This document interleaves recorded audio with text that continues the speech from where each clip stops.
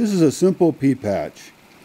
It's kind of an innovative solution, mainly because it avoids over-complexifying the problem.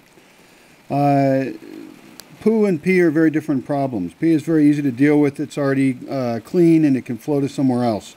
So it doesn't make any sense to have the same location for pooing and peeing, if you know you're going to be peeing. Now in this case, this is a sit-down toilet, right? You can make the same thing with a stand-up toilet, no problem at all. The seat's pretty basic. It has a cob funnel, and the urine goes down here under the ground to a 5-gallon bucket. The bucket is upside down with an open bottom, so the tube comes in here. The reason for the bucket is that then it won't ever, no matter how much really use it gets, it's never going to clog up. Because that's, with drip irrigation or some other plant, it's just going to clog up.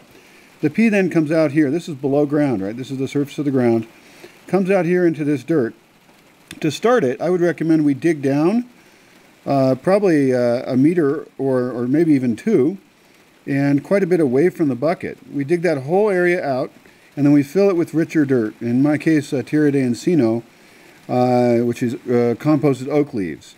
But any kind of fluffy dirt will do. You can always add more later. You may even want to start it out with a mound up here, because it's probably going to settle in. In any case, a composting process down here will take care of composting your urine. So then in here, as these plants send down their roots to get that moisture, all that moisture is trapped and is going up. And by the time the roots get to it, this urine is very composted, so there's no issue with it being too nitrogen rich.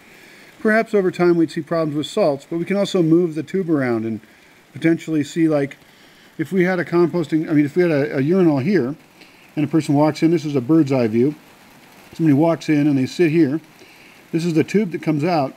That could actually go to a couple different small gardens if this one ever ended up, if the principal one ever ended up getting overloaded or something. So it'd be easy to spread out that incoming urine just by moving a tube here into one of various connecting tubes.